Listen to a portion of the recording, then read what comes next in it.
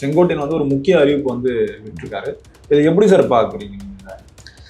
செங்கோட்டையன் அவர்கள் சசிகலாவையும் சந்தித்த பிறகு நிர்மலா சீதாராமனையும் சந்தித்த பிறகு இந்த முடிவு எடுத்திருக்காருன்னு சொல்றாங்க. அப்போ இந்த இடத்துல சசிகலா அவர்கள் இந்த அரசியல் வாய்ப்பு இந்த 2026 எலெக்ஷனுக்குள்ள அவங்க கட்சிக்குள்ள வராமல் போயிட்டா கெரியரே இல்லை. ஓகே, இத்தனை ஆண்டு காலம் ஜெயலலிதா கூட வந்துட்டு ஒன்றுமே இல்லாமல் நிறுத்து போக முடியாத பொழுது அவர்கள் நேரடியாக பிஜேபியை அணுகி செங்கோட்டையின் மூலமாக காய் நகர்த்தி கட்சி ரெண்டாக உடையிற சூழல் இருக்குது, நீங்கள் சசிகலாவே உள்ளே சேர்த்துக்கோங்க, ஓபிஎஸ்ஸை இப்போதைக்கு நீங்கள் சேர்த்துக்கோங்க அப்படின்ற மாதிரியாக சொல்லி ஒரு சூழலை கொண்டு வராங்க.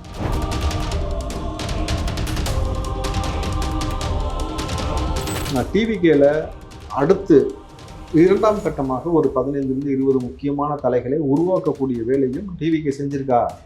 அது ஒரு கேள்வி எழுப்புறாங்கல்ல. ஓகே, இப்போ நீங்கள் மாவட்ட செயலாளர் போட்டிங்க, ஆப்வியஸ்லி அவங்க வந்து வேலை செஞ்சுட்டு இருக்காங்க, பண்ணுறாங்க, ஓகே. பட் ஆனால் ஒரு கட்சியுடைய முக்கியமான குழு இந்த குழு, அதுக்கப்புறம் ஒரு 5 பேர் இருக்கிறாங்கன்னு வச்சுக்கோங்களேன். ஜான் சார், ஆதவ் சார், நம்ம இவர் புசியானந்த் சார் மெயின், அதுக்கப்புறம் நிர்மலன் இருக்கிறாங்க, அப்புறம் வெங்கட் இருக்கிறாரு, இந்த மாதிரி இவங்கெல்லாம் இருக்கிறாங்க. இதை தாண்டி அடுத்த கட்டம், அடுத்த பிரான்ச்சு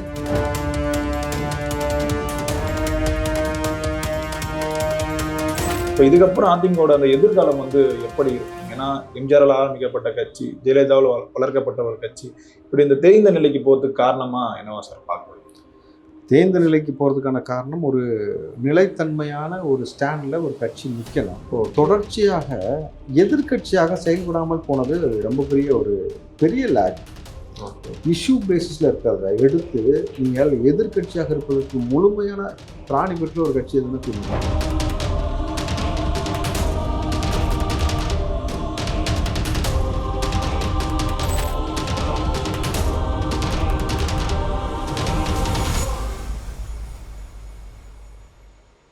சார் வணக்கம் சார். வணக்கம் நடராஜ். எப்படி சார் இருக்கீங்க? நலமா இருக்கு நடராஜ். இப்போ இந்த அதிமுக இஷ்யூக்குள்ள ஒரு செங்கோட்டையன் வந்து ஒரு முக்கிய அறிவிப்பு வந்து விட்டுருக்காரு. இதை எப்படி சார் பார்க்குறீங்க நீங்க? செங்கோட்டையன் அவர்கள் சசிகலாவையும் சந்தித்த பிறகு நிர்மலா சீதாராமனையும் சந்தித்த பிறகு இந்த முடிவு எடுத்திருக்காருன்னு சொல்றாங்க. அப்போ இந்த இடத்துல சசிகலா அவர்கள் இந்த அரசியல் வாய்ப்பு இந்த 2026 எலெக்ஷனுக்குள்ள அவங்க கட்சிக்குள்ள வராமல் போயிட்டா கெரியரே இல்லை. ஓகே, இத்தனை ஆண்டு காலம் ஜெயலலிதா கூட வந்துட்டு ஒன்றுமே இல்லாமல் நிறுத்து போக முடியாத பொழுது அவர்கள் நேரடியாக பிஜேபியை அணுகி செங்கோட்டையின் மூலமாக காய் நகர்த்தி கட்சி ரெண்டாக உடையிற சூழல் இருக்குது, நீங்கள் சசிகலாவே உள்ளே சேர்த்துக்கோங்க, ஓபிஎஸ்ஸை இப்போதைக்கு நீங்கள் சேர்த்துக்கோங்க அப்படின்ற மாதிரியா சொல்லி ஒரு சூழலை கொண்டு வராங்க. ஓகே, டிடிவியை சேர்த்துக்கொள்வதற்கு மட்டும் ரொம்ப தயக்கத்தில் இருக்கிறாருன்னு சொல்கிறாங்க. சசிகலாவை கூட சேர்த்துப்பதற்கு எடப்பாடி பேசினா, பிஜேபி பேசினா ஒத்துப்பாரு, டிடிவியை சேர்த்துக்கொள்வதாக இல்லை அப்படின்ற ஒரு செய்தி. என்ன காரணம் சார் அதுக்கு? அது அவங்களுக்குள்ளே இருக்கிறது தான் தெரியும். ஏன்னா நீங்கள் வந்து டிடிவியை முதலமைச்சர் ஆக்க போகிறேன்னு பேசின நாட்கள் தான் இவங்க, அப்புறம் சசிகலாவை முதலமைச்சர் ஆக்க போகிறேன்னு பேசினாங்க. பட் அவங்களுக்குள்ள என்ன கருத்து வேறுபாடுன்னு தெரியல. ஆனால் டிடிவியருடைய முடிவு எனக்கு தெரிஞ்சு அவர் வந்து டிவிகே நோக்கி தான் நகர்றாரு. ஓகே, அங்கேயும் பேச்சுவார்த்தை நடந்து கொண்டு இருக்கின்றது நமக்கு கிடைக்கப்பட்ட செய்தி பொழுது. அப்போ டிடிவி வந்து அவருக்கு அந்த சவுத்தில் அவருக்குன்னு குறிப்பிட்ட ஒரு ஓட் பேங்கிங் இருக்குன்னும் பொழுது அவர் விஜய் அவர்களோட கை கோர்க்கும் பொழுது, ஏன்னா அதிகார பகிர்வை அவர் வரவேற்கிறாரு. ரெண்டாவது அவருக்கான முக்கியத்துவம் அந்த இடத்துல வந்து அங்கே குறையுது, ஸோ இங்கே முக்கியத்துவம் கூடுது அப்படின்னும் பொழுது நம்ம இங்கே போகிறத நம்ம தனி கட்சி வச்சுருக்கோம், நமக்கான ஒரு விஷயம் கிடைக்குன்ற மாதிரி ஒரு நிகழ்வு இருக்கணும் பொழுது செங்கோட்டையினால பெரிய ஒரு இம்பாக்ட்லாம் எனக்கு ஏற்படுத்த முடியாது தம்பி. சும்மா இப்போவே வந்து நீங்கள் செய்கிறதா இருந்தால் ஓப்பனாக பேசிட்டு போயிருக்கலாம், அன்னைக்கே பேசலாம். செங்கோட்டையன் ஏன் 5ஆம் தேதி குறித்து அதை வந்து ஊடகத்தில் சொல்லி ஒரு ஹைப் கிரியேட் பண்ணுறீங்க? அப்போ ஏதோ செங்கோட்டையன் செய்ய போகிறான்னு அதை பற்றி ஒரு 4 நாள் பேசினாக்கா அது இன்னும் கொஞ்சம் பூம் ஆகும்னு நினைக்கிறீங்க. ஒன்றும் பெருசாலாம் இருக்காது. அவர் போய் ஏதோ ஒன்று சின்னதாக ஓபிஎஸ் கூட சசிகலா கூட சேர்ந்து ஒரு விஷயத்தை ஒரு இம்பாக்ட் பண்ணி பேசுவார். அப்புறம் இவங்க 2 பேரையும் ஒன்று சேர சொல்லுவாங்க. இந்த 2 பேரும் ஒன்று சேர்ந்து ஒரு அதிமுக வந்து ஒரு வலுவான ஒரு கட்டமைப்புக்குள்ளே கொண்டு வருவதற்கான ஒரு நகர்வு, சசிகலாவை உள்ளே கொண்டு வருவதற்காக சசிகலா எடுத்த மூவுக்கு செங்கோட்டையன் வந்து இணங்கி போகிறாரு. அவ்வளோதான், பேர வேறு இருக்காது. இல்லை சார், இப்போ இவங்க எல்லாருமே சேர்ந்து அதிமுக இன்னும் கொஞ்சம் வலுவடைய தானே சார் செய்யும்? வலுவடையிட்டா அது ஒவ்வொரு கட்சியும் தன் கட்சியை வலுவடை செய்யணும் தம்பி. கண்டிப்பாக இப்போ அந்த விஷயத்தில் நீங்கள் எடுத்துக்கிட்டிங்கனாக்கா டிவிகேல அடுத்து இரண்டாம் கட்டமாக ஒரு 15-20 முக்கியமான தலைகளை உருவாக்கக்கூடிய வேலையும் டிவிகே செஞ்சிருக்கா?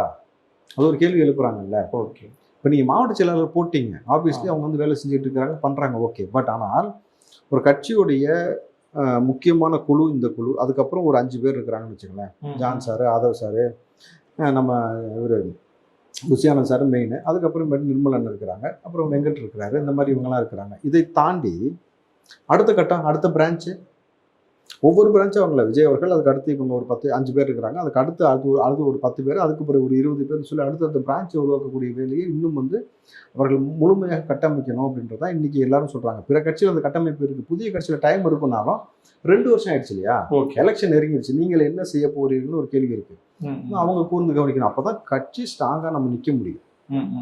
இப்போ அதிமுக இந்த 2ஆ உடையறதுக்கு காரணம், இப்போ செங்கோட்டையன் வந்து இந்த போர்க்கொடி தூக்கிறதுக்கு காரணம் வந்து இபிஎஸ் வந்து விஜய் நோக்கி பயணம் செய்ய ஆரம்பிக்கிறார், நம்ம கூட்டணி அமைச்சு இந்த தேர்தலில் வெற்றி பெறலாம்னு நினைக்கிறாரு. செங்கோட்டையன் வந்து பிஜேபி கூடயே நம்ம கூட்டணிக்கு போகலாம், ஏன்னா இந்த ஐடி ரைடிஸ்லாம் நடக்குது, அதனால அந்த பயத்துல இருக்காங்க. ஸோ அதனால இப்படி ஒரு டாக் ஒன்று போயிட்டு இருக்கு சார், இது எப்படி பாக்குறீங்க? அதுக்கான வாய்ப்பு சுத்தமா இல்லை.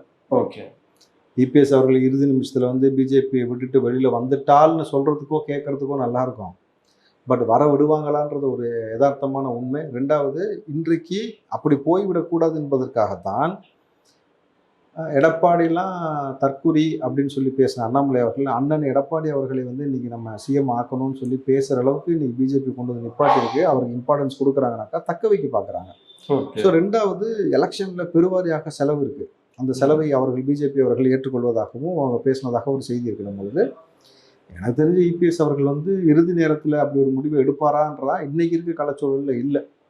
பட் ஆனால் ஒரு விஷயத்தை பிஜேபி நகர்த்தி கொண்டு போயிட்டே இருக்கு, என்னன்னா விஜயோடு யாரும் கூட்டணி போகாமல் இருக்கணும், இல்லை திமுக இருக்க கூட்டணி உடையணும். அதுக்கு என்ன வேலை செய்யணும்?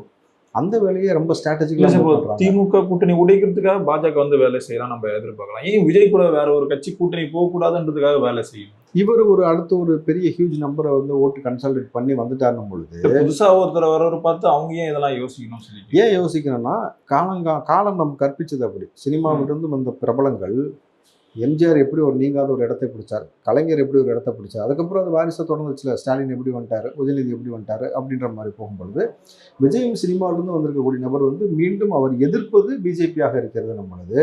இப்போ பிஜேபி தமிழ்நாட்டுக்குள்ள காலை ஊண்டுன்னு நினைக்கும் பொழுது திடீர்னு ஹியூஜ் நம்பர் வச்சிருக்காருல்ல, ஹியூஜாக கிட்டத்தட்ட அவர் சொன்னாக்கா எல்லா செய்தி ஊடகத்திலையும் வருது, நீங்கள் கிட்ட இன்டர்நேஷனல் செய்தியாக மாறுது. தமிழ்நாட்டில் ஒரு பெரும் கூட்டம் விஜய் அவர்களுக்கு இருக்கணும் பொழுது அந்த கூட்டம் மனசுல ஒரு விதையை விதைக்கிறார்ல, பிஜேபி நமக்கு பேராபத்துன்னு. இப்போ பிஜேபி மறுபடியும் வந்து அவங்களுடைய 100 ஆண்டு ஆர்எஸ்எஸ் உடைய சித்தாந்தமே அதுக்குள்ள வந்து இந்தியா முழுக்க அவர்கள் தான் ஆட்சி செய்யணும், ஒரே நாடு ஒரே எலெக்ஷன், நாளைக்கு ஒரே உணவு ஒரே மத வழிபாடுன்னு கொண்டு வந்துருவாங்க. அப்போ அந்த வேலையை செய்வதற்கு விஜய் இடத்துல இருப்பார். ஸோ அப்போ விஜய் வந்து ஸ்ட்ராங்காக ஒரு ஹியூஜ் நம்பராக வளராமல் இருக்கணும்னா தனிமைப்படுத்தணும். ஓகே, தனிமைப்படுத்தினா தான் செய்ய முடியும். ஒரு குறிப்பிட்ட கட்சியெலாம் சேர்ந்துச்சுன்னா ஒரு ஓட் பேங்கிங் வந்து பெருசாக கன்சால்டேட் ஆகி நாளைக்கு ஒரு ஆளுங்கட்சியோ அல்லது எதிர்கட்சியாக வந்து அமர்ந்து விட்டால் எவ்வளோ பெரிய தாக்கத்தை ஏற்படுத்தும். அதை செய்யாமல் இருக்குன்னா என்ன பண்ணணும், என்ன வேணாலும் பண்ணலான்றது தான் அந்த வேலையை நினைக்கிறேன். இப்போ ஏற்கனவே விஜய் வந்து அதிமுக ஓட்டுகளை வந்து குறி வச்சிட்டாரு. இப்போ எல்லாருமே விஜய்க்கு ஓட்டு போடுறதுக்கும் தயாரா இருக்காரு. இதை நம்ம வந்து மாற்று கருத்து இதில் நமக்கு இல்லை. இப்போ எடப்பாடி பழனிசாமி வந்து 10 தேர்தலெல்லாம் வந்து தொடர்ந்து தோத்துட்டே இருக்காரு. ஏன் அதுல ஒரு மாற்றம் வந்து வரமாட்டுறது? அவங்க தலைமையில யாரும் புதுசா வரமாட்டாங்களா, இல்ல எடப்பாடி பழனிசாமி தான் இருக்கணும்னு சொல்லிட்டு ஒரு முடிவுல இருக்காங்களா?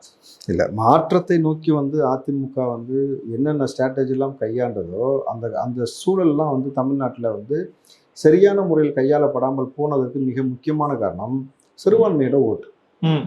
இந்த சிறுபான்மையோட ஓட்டை வந்து அவங்க அழகா கன்சால்டேட் பண்ணியிருந்தாங்கன்னா ஜெயிச்சிருப்போம். எடப்பாடியோட ஸ்டேட்மெண்ட்டே தான், போன முறை நம்ம ஆட்சி எழுதுறதுக்கு காரணம் இந்த மைனாரிட்டி ஓட்டு நம்ம கிடைக்காமல் போனது. இப்போ அந்த ஓட்டை நம்ம கன்சால்டேட் பண்ணா என்ன பண்ணணும்? அந்த ஓட்டு ஃபுல்லா கோர் ஓட்டு யார்கிட்ட இருக்கு? இப்போ விஜய்கிட்ட வந்துருச்சு. சீமான்ட்டியோ திமுகட்டியோ பிற கட்சியிட்டே போகலை, அப்போ விஜய்கிட்ட இருக்கு. ஸோ நம்மகிட்ட நம்மளுடைய ஓட் பேங்கிங் இருக்கு, ஜெயிப்பதற்கு இது தேவைப்படுகிறது. அப்போ நம்ம வந்து விஜயோடு கை கோர்த்தால் நம்ம 2 பேரும் இணக்கமாக போனால் வெற்றி பெற்று நாளைக்கு ஆட்சி அதிகாரத்தை பிடிக்க முடியும்ன்ற ஒரு ஸ்ட்ராட்டஜி தான் அவருடைய கால்குலேஷன். பட் அப்படி போயிட்டா பிஜேபி நான் எப்படி உள்ள வருது? அதிமுக இருக்கும்போது உன் முதல்ல ஏறி சவாரி பண்ண முடியும், திமுக முதல்ல நான் இப்போ திடீர்னு போய் ஏற முடியாது. நான் சொல்றதெல்லாம் திமுக வந்து செஞ்சுக்கிட்டு தான் இருக்கு. அதனால தான் இன்னைக்கு பாருங்க, விநாயகர் ஊர்வலத்திற்கு எதுக்கு நீ மசூதியை போர்வை போட்டு மூடுற? அந்த இடத்துல பெட்டாலியன் இருக்கு, பெட்டாலியன் போர்ஸ் நிற்க எவ்வளோ அங்கே வந்து கல்லறிஞ்சிருவாங்க, ஏதாவது பண்ணிடுவாங்க. இத்தனை வருஷம் இல்லாமல் புதுசாக என்ன புதுசாக ஒரு ட்ரெண்டை உருவாக்குறீங்க ஊப்பியில் இருக்கிற மாதிரி.